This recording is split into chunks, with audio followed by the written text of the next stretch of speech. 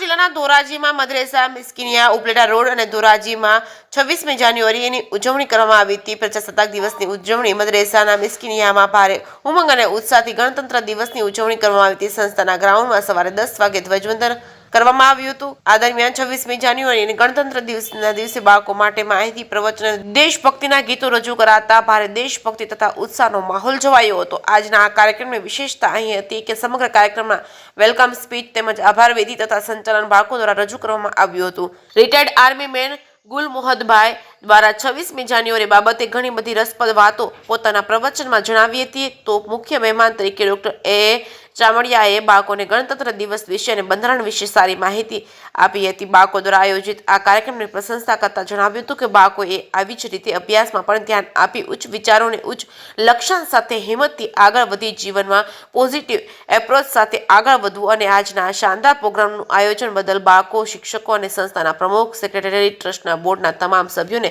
અભિનંદન પાઠવવામાં આવ્યા હતા। જેકે સિંહ ગુજરાતી સાથે મતીન બાપુ સૈયદ ધોરાજી।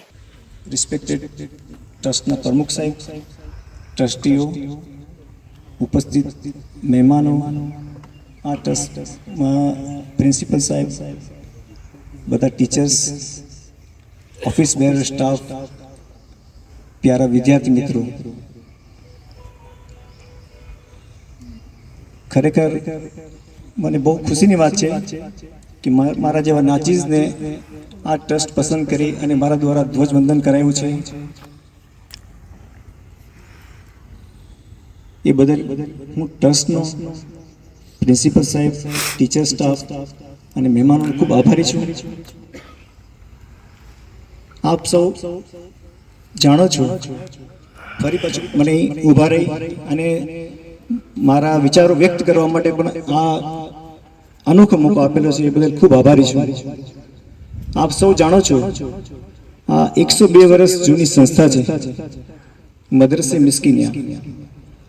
એમના ફાઉન્ડર મેમ્બર આપણે પણ જાણતા નથી, અલ્હમ્દુલિલ્લાહ આ બાગને લોકો આબાદ કરી ગયા છે।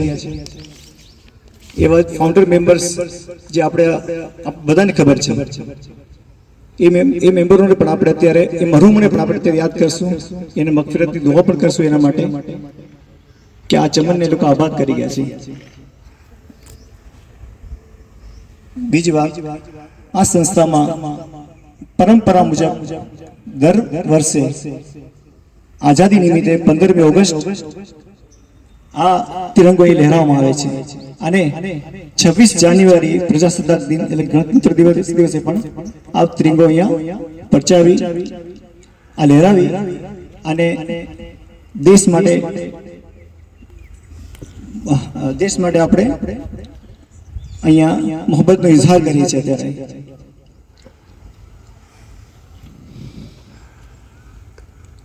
થોડા ગણતંત્ર દિવસ એટલે પ્રજાસત્તાક દિને વિશે તમને ગુલ અહેમદભાઈ થોડી વાત કરી, એ પણ થોડી હું વધારે હાઇલાઇટ કરું તો વધારે સારું, થોડી સમરી બતાવીશ।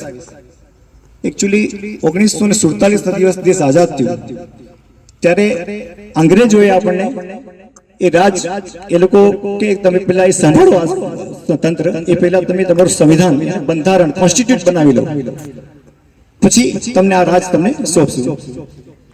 એટલે એક 13 જણાની ટીમ બનાવવામાં આવી, એમાં પ્રમુખ સાહેબ તરીકે ડોક્ટર ભીમ બાબા સાહેબ આંબેડકરને એમને ચીફ બનાવવામાં આવ્યા। એની ઉપર ડોક્ટર રાધાકૃષ્ણ અને BN રાવ એ બંને રાખવામાં આવ્યા। એટલે એ લોકોએ ટોટલ 2 વર્ષ 11 મહિના અને 29 દિવસ, આ એક યાદ રાખવાનું છે સ્ટુડન્ટ માટે ખાસ, બંધારણ બનાવતા ટોટલ લગતા 2 વર્ષ 11 મહિના 29 દિવસ થયા હતા। એ બંધારણ 29 નવેમ્બર 1949 ના રોજ કમ્પ્લીટ થઈ ગયું।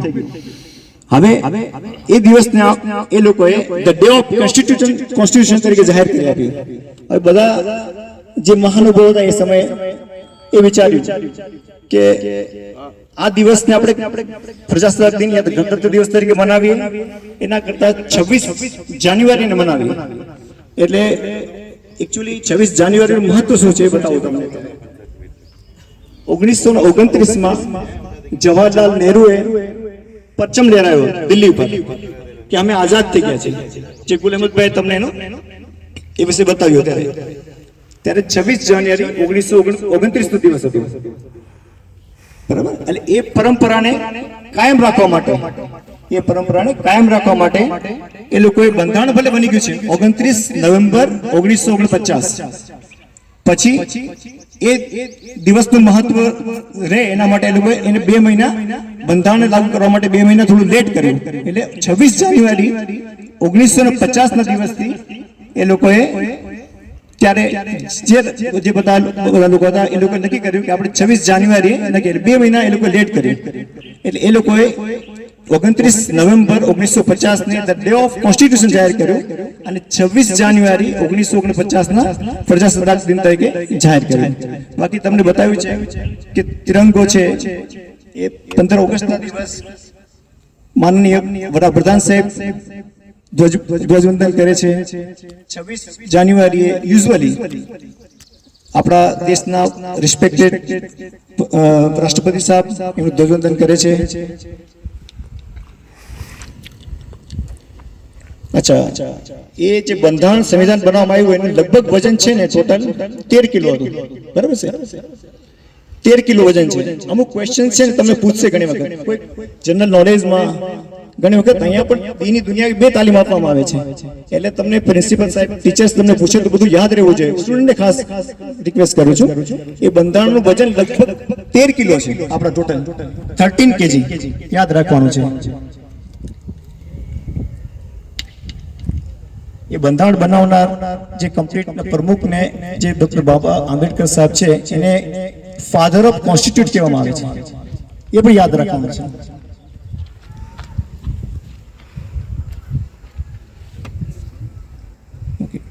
આ થઈ પ્રજાસત્તાક દિન ગણતંત્ર વિશે થોડી સમરી, થોડી મેં હાઇલાઇટ કરી.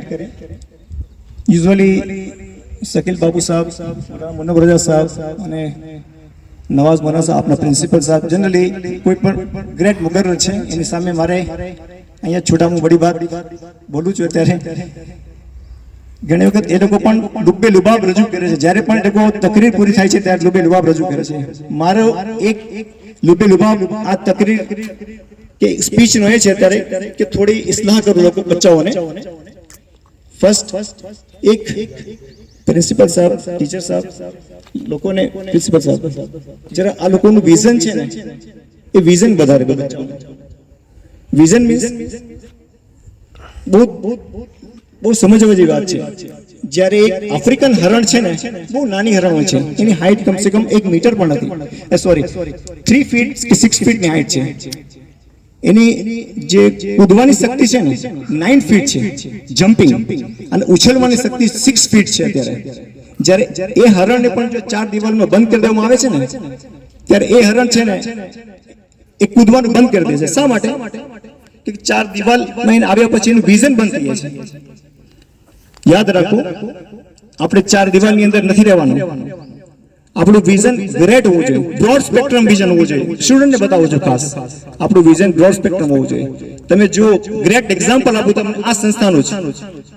આપના જે ઉસ્તાદુલ ઉલમા, આજે એમને પણ યાદ કરીએ. આજે હંમેશા મને યાદ કરતા, મને અહીંયા પોતાના વતનમાં છે અત્યારે, તો મને હંમેશા અહીંયા દાવત આપતા હતા કે તમે આવો. આજે નથી પણ છતાં પણ મને સ્પીચનો ચાન્સ મળ્યો છે ત્યારે તેમને યાદ કરું. એ હંમેશા મૌલાના સાકિર અલી નૂરી સાહેબ, જે આમિર દાવત સુન્ની દાવત ઇસ્લામીના આમિર છે, એમનું વિઝન જુઓ. એમના ઉસ્તાદ આપના આલવી સાહેબ જ છે અત્યારે.